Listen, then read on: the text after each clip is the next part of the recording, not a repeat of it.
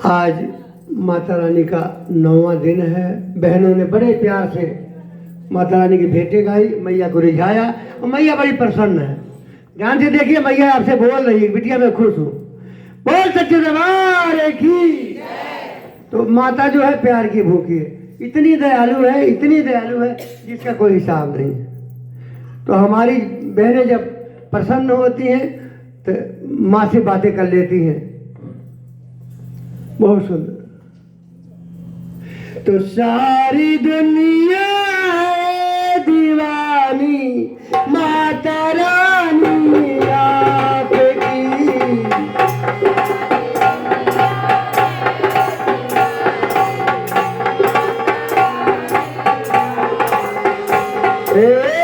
सारी दुनिया है दीवानी माता रानी आपकी। कौन है जिसे परे नहीं है मेहरबानी, ओ कौन है जिसे परे नहीं है मेहरबानी। माता रानी आपकी है माता रानी। तो परम सौभाग्यशाली 9वां दिन माँ का है। दुर्गा जी की 9वीं शक्ति का नाम है सिद्धिदात्री। यह सभी प्रकार की रिद्धियां सिद्धियां देने वाली है। मार्कंडेय पुराण में अनिमा, महिमा, लमिमा, प्राप्ति, साकल्य, पिंगल और वाशिष्ठ 8 सिद्धियां वर्णित हैं। ब्रह्मण वेद में यह संख्या 18 बताई गई है। अनिमा, लम्या, प्राप्ति, प्राकट्य, महिमा, हरिष, वसिंग, सर्व काम सिद्धि, सर्वज्ञ, दूर वसत, पर कोप बेसन, काक सिद्धि, वाक सिद्धि, कल्प वृत्तांत, सृष्टि, सांसारिक कल्याणार्थ, अमरत्व, सर्वस्व, ध्याना और सिद्धि। सिद्धियों की माँ भक्तों की और साधकों की ये सभी सिद्धियां प्रदान देने वाली हैं। देवी पुराण में अनुसार भगवान शिव इनकी कृपा से सिद्धियां प्राप्त की थी। इनकी अनुकंपा से भगवान शिव का आधा आसन देवी का हो गया था। इसी कारण यह लोक और परलोक में अर्धांगनेश्वरी नाम से प्रसिद्ध हुई। माँ सिद्धिदात्री 4 भुजाओं वाली है। इनका वाहन सिंह है। ये कमल पुष्प पर भी आसीन होती हैं। नवरात्र पूजन के 9वें दिन इनकी उपासना की जाती है। शास्त्रीय विधि विधान से और निष्ठा के साथ पूजा करने वाले साधक को सभी सिद्धियां प्राप्त हो जाती हैं। नव दुर्गा में माँ सिद्धिदात्री अस्तित्व अन्य। इन सिद्धियों में माँ की उपासना पूर्ण फल देने वाली। साधकों को नवरात्र का व्रत समापन समझना चाहिए। नवमी को ऐसा महसूस करना चाहिए कि भैया हम पे प्रसन्न है, अपना पूरा आशीर्वाद दे दिया। माँ तो ऐसे दया की सागर है। जब हमारी सामान्य माँ इतनी महान है तो ये तो जगत जननी है। मैया सबकी मनोकामना पूरी करे। उत्तर भारत में अनेक स्थानों पर अष्टमी को पूजा के बाद नवरात्र व्रत की समाप्ति मान ली जाती है। विधि पूर्वक पूजन के आकांक्षी साधकों को 9वें पूजन में नियम व्रत से करना चाहिए। नवरात्र में 9 दिनों में पूजी जाने वाली माताओं का इन स्वरूपों को श्रद्धा भक्ति के साथ तिथि के अनुसार पूजन करना चाहिए। नवरात्र में 9 दुर्गा का पूजन करने से साधक पर देवी की विशेष कृपा होती है। देखिए, जो 9 दिन का व्रत करे, नियम है वो 10वीं को पालन करे। जो अगला पिछला करे तो वो अष्टमी को भी खा सकता है, 9वीं को भी खा सकता है, लेकिन 8 दिन का व्रत करे अष्टमी को तो कम से कम उसको 10वें दिन व्रत खोलना चाहिए, ऐसा विधान कहता है। बाकी बहने जो करे सब अच्छा। वो सच्चे दरबार की जय। हे माई मेरी सच्चिया जोता वाली। माता रानी सबकी मनोकामना पूरी करें, सबके घर में सुख शांति दे। तेरा हो रामा जगराता, जयकारा गाए गली गली, तेरा हो रामा जगराता। अभी नवमी की कथा थी, अब आ गया जयकारा बोलने वाला। तो हमारी बहनों की हम मुराद पूरी करते हैं। हमारी बहनें कह रही हैं कि मेरी माता का जगराता जय।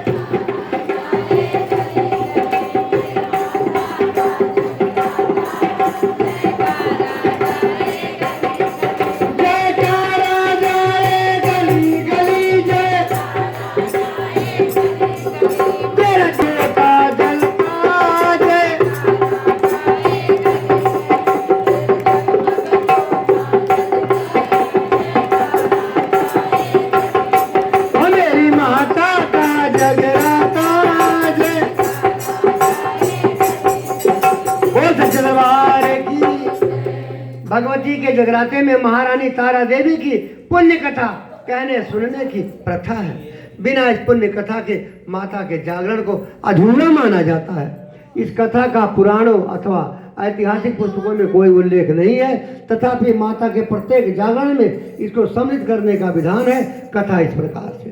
प्राचीन काल में धर्मात्मा राजा दक्ष हुए हैं।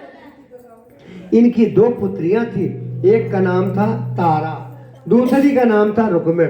दोनों बहनें माँ भगवती दुर्गा जी की भक्ति में अटूट विश्वास रखती थी। दोनों बहनें नियम पूर्वक एकादशी का व्रत किया करती थी तथा माता के जागरण में बड़े उत्साह और भक्ति के साथ सम्मिलित हुआ करती थी।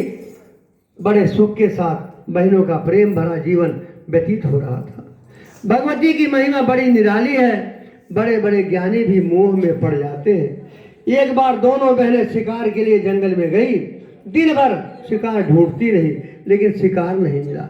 अगले दिन एकादशी और महल में रात्रि जागरण का विचार मन में आते ही तारा ने अपनी छोटी बहन रुक्मिण को महल में लौटने का आग्रह किया, लेकिन रुक्मिण नहीं लौटी। हताश और निराश अकेली ही महल में तारा लौट आई। रुक्मिण अपने अंगरक्षकों के साथ रात भर शिकार की तलाश करती रही। एकादशी की सुबह उसे एक गर्भवती हिरनी दिखाई दी। ना जाने क्यों उसके मन में दया नहीं आई और रुक्मिण ने उस पर तीर चला दिया और उसे मार दिया। वह मरी हुई हिरनी को साथ में लेकर महल में लौटी। एकादशी के दिन शिकार की हुई गर्भवती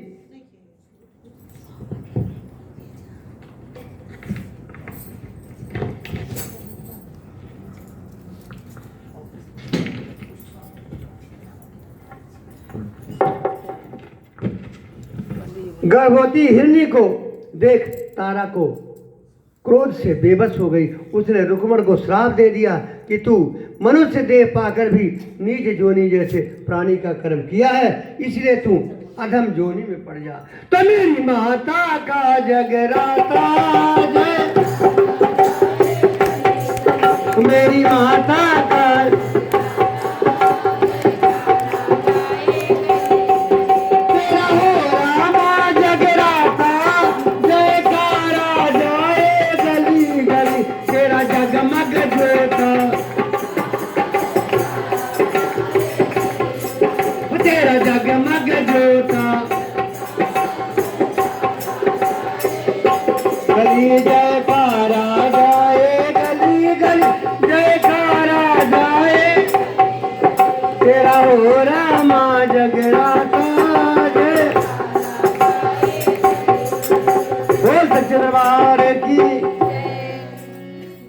रुक्मिण अपनी भूल पर पछताने लगी, मगर क्या करती, सांप तो मिल ही गया था।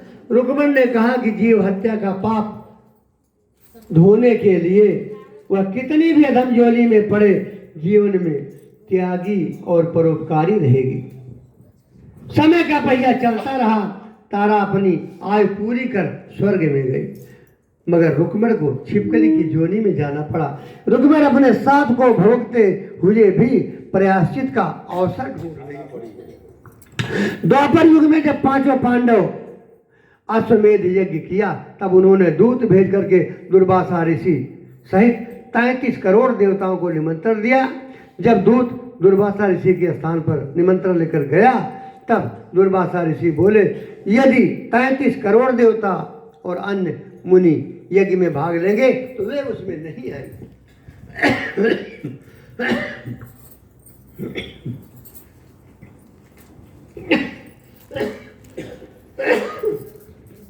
तो दूत 33 करोड़ देवताओं को और अन्य ऋषि मुनियों को निमंत्रण देकर के वापस पहुंचा और दुर्वासा ऋषि का संकल्प पांडवों को कह सुनाया।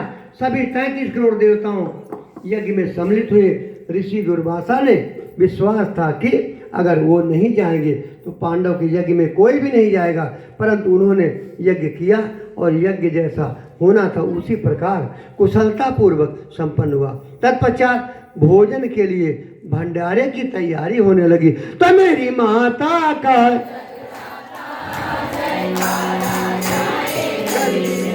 मेरी माता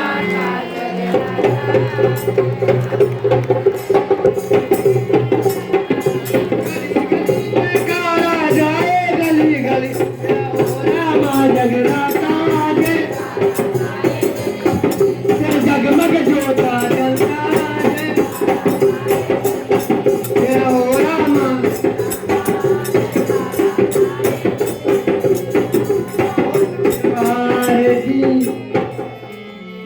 तो दुर्वासा ऋषि अपनी उपेक्षा जान क्रोध करके एक पक्षी का रूप धारण किया और चुपके से चोंच में भयंकर विष वाले सर्प को लेकर के भंडारे में बनी खीर में चुपचाप डाल दिया, जिसका किसी को पता नहीं था। वह सर्प खीर की कढ़ाई में गिरकर छिप गया। भोजन के इसी स्थान पर छिपकली योनि में सांप भोग रही यह देख रही थी कि उसने विचारा कि यदि यह जहरीली खीर सब देवता लोग खा लेंगे तो बड़ा अनर्थ हो जाएगा। उसने तत्काल यह तय किया कि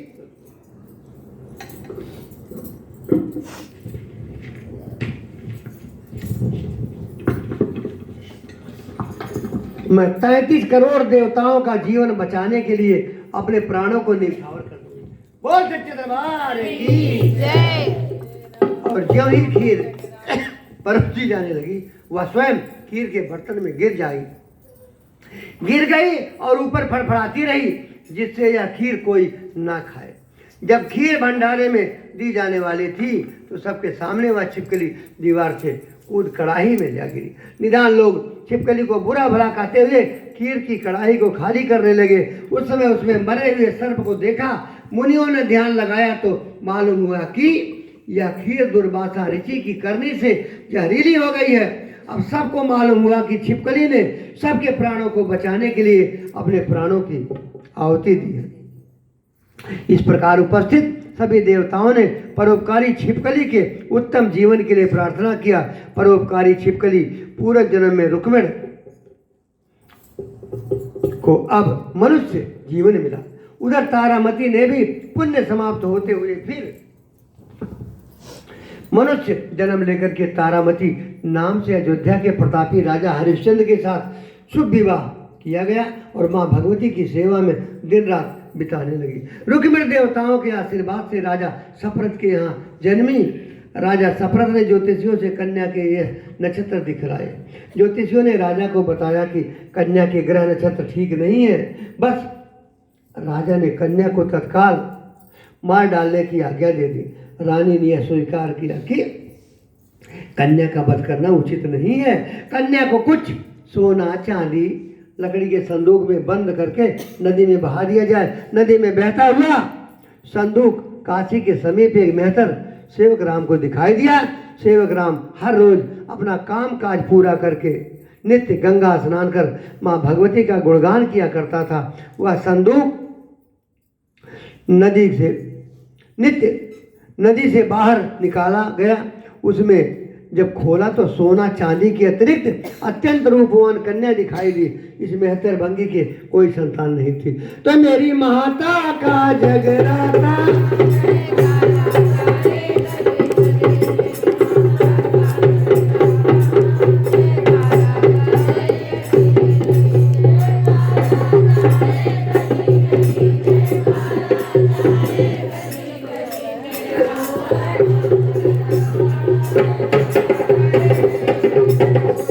तेरा जगमग जोता जलता है, तेरा रामा जगराता।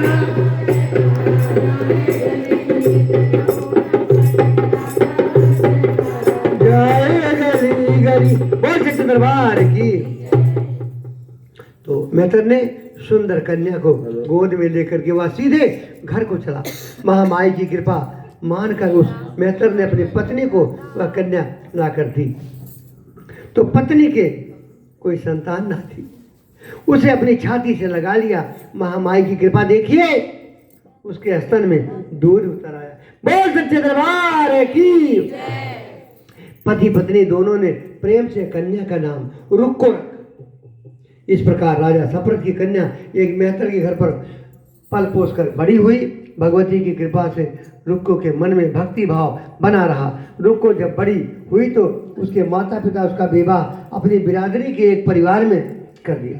रुक्को बड़ी सेवा भाव से अपने ससुराल वालों की सेवा किया करती थी, परंतु उसने भगवती की पूजा वंदना नहीं छोड़ी। रुक्को की सास महाराजा हरिश्चंद्र के यहाँ महारानी तारा की महल में सफाई आदि का काम किया करते थे। विधाता के खेल बड़े निराले। एक दिन रुक्को की सास बीमार पड़ गई। उसने अपनी बहू से कहा कि रुक्को महल में सफाई का काम करने जाएं। निदान रुक्को झाड़ू टोकरी लेकर के राजमहल में पहुंची। महाराजा की पत्नी तारा ने जब रुक्को को देखा तो अपने पिछले जन्म के पुण्य से उसे पहचान गई। बोल सच्चे दरबार की। महारानी तारा ने मन में अपनी बहन के प्रति प्रेम उमड़ आया। उसने रुक्को से कहा कि हे बहन, तुम मेरे यहाँ मेरे पास बैठो। महारानी की बात सुनकर रुक्को बोली, रानी जी, मैं तो नीच जाति की भंगन हूँ, भला मैं आपके पास कैसे बैठ सकती हूँ। तो मेरी माता का जगराता।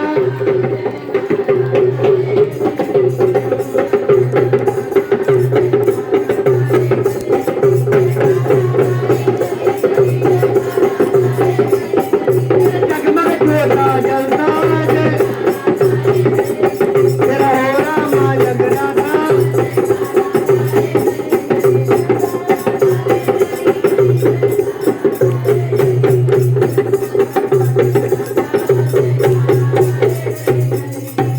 दरबार की। तब तारामती ने कहा, बहन, पूर्व जन्म में मैं तुम्हारी बड़ी बहन थी। एकादशी का व्रत खंडित करने का तुम्हें छिपकली की होने में जाना पड़ा। जो होना था सो हो चुका। अब तुम अपने इस पुण्य को सुधारने का उपाय करो तथा भगवती देवी वैष्णो की आराधना कर अपना जन्म सफल बनाओ। रुक्को द्वारा उपाय पूछने पर तारामती ने कहा कि वैष्णो देवी सब मनोकामना को पूरा करने वाली है। जो भक्ति श्रद्धा से माता का पूजन व जागरण करता है,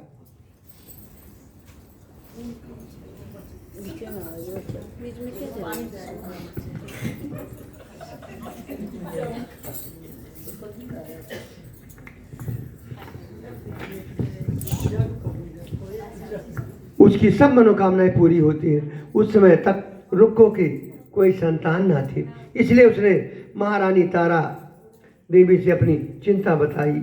उनकी बात को सुनकर तारा ने कहा कि तेरी गोद हरी भरी हो जाएगी, तो देवी की भक्ति कर। उसने भी वही किया। उसने मनौती करते हुए कहा, हे माता रानी, आपकी दया से हमारी कोई संतान हो जाएगी तो मैं आपका जागरण कराऊंगी। माता की कृपा के फलस्वरूप 10वें महीने में उसके गर्भ से एक सुंदर बालक ने जन्म दिया। बच्चे को पाकर के रुक्को और उसके परिवार के लोगों ने खुशियां मनाई, मगर दुर्भाग्य की बात देखिए, माता का पूजन जागरण करना ध्यान में ना रहा। परिणाम स्वरूप रुक्को का बेटा जब 5 वर्ष का हुआ तो उसे चेचक की बीमारी हो गई। अब रुक्को डर गई और दुखी होकर के महारानी तारा के पास पहुंची और हाल बताया। तारा रानी ने कहा कि शायद तूने माता की पूजन में कोई कमी की है, तू माँ के अपनी गलती को क्षमा मांग। रुक्को को अपनी गलती का ध्यान आया। उसने पुत्र होने पर देवी का जागरण निश्चय किया था। परंतु भूल गई। उसने तत्काल भगवती की क्षमा मांगी और मन में निश्चय किया कि बच्चे को आराम आने पर मैं जागरण अवश्य कराऊंगी। तो मेरी माता का जगराता जय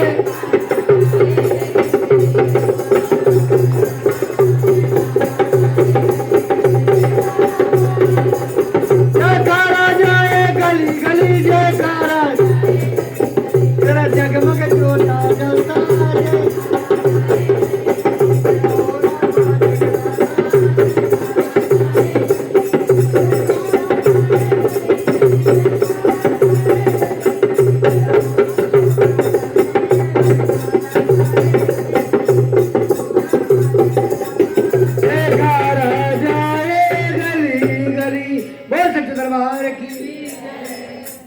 भगवती की कृपा से बच्चा दूसरे दिन ठीक हो गया। दुख को बड़ी श्रद्धा से मंदिर में पुजारी के पास गई और प्रार्थना किया कि उसके घर पर भगवती का जागरण हो।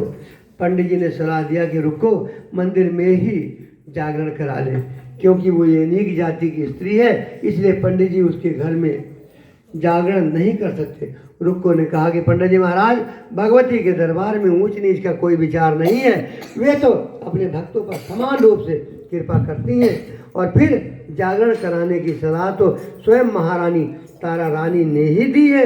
ये सुन पंडित जी ने कहा कि यदि महारानी तारा रानी तुम्हारे जागरण में पधारेंगी तो हम सब जागरण करने के लिए तैयार हैं। तो मेरी माता का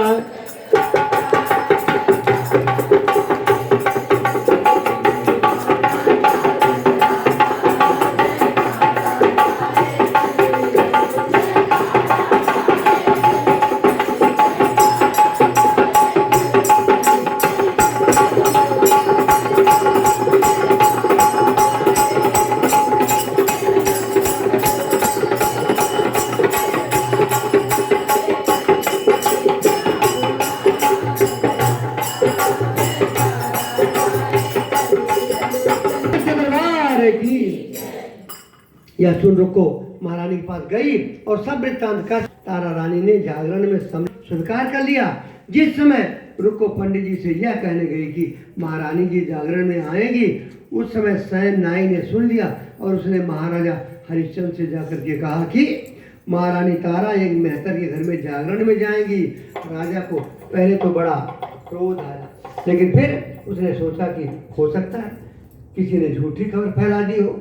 फिर भी परीक्षा लेने के लिए उसने रात भर अपने अंगुली में चीरा लगा दिया ताकि नींद ना आए। और तारा रानी जानती थी कि महाराजा रुक्को के घर पर होने वाले जागरण में उसके जाने के लिए क्रुद्ध होगा, इसलिए उसने माता वैष्णव से मन ही मन प्रार्थना किया कि हे माता, राजा हरिश्चंद्र को नींद आ जाए। देखो, अगर भजन कीर्तन में नींद आ जाए ना तो भी माँ की इच्छा है, लेकिन कोशिश करके ना नींद आए तो ठीक है, क्योंकि योग निद्रा या माता का ही रूप है। तो इसलिए अब वैष्णव देवी की मन ही मन प्रार्थना किया कि माँ राजा जी को नींद आ जाए। माँ भगवती की कृपा से राजा को नींद आ गई। राजा को नींद आते देखकर तारा रानी रोशनदान में रस्सा बांध करके महल से नीचे उतरी और पहरेदार से बचते बचाते जागरण में शामिल हो गई। उस समय जल्दी के कारण रानी के हाथ से रेशमी रुमाल और पांव का पायल रास्ते में गिर पड़ा। उधर थोड़ी देर बाद राजा की नींद खुली, तब वह भी रुक्को के मकान की तरफ चल पड़ा। रास्ते में उसे तारा रानी के कंगन और रुमाल मिले। राजा का शक पक्का हो गया। राजा ने दोनों चीज़ें रास्ते में उठाकर अपने पास रख ली और जहाँ जागरण हो रहा था वहाँ चुपचाप एक कोने में बैठकर सब देखने लगे। जागरण के समाप्त होने पर प्रसाद बांटा गया। बाटे का प्रसाद, हमारी 2-3 बहनें बाटे का प्रसाद बांटेंगे।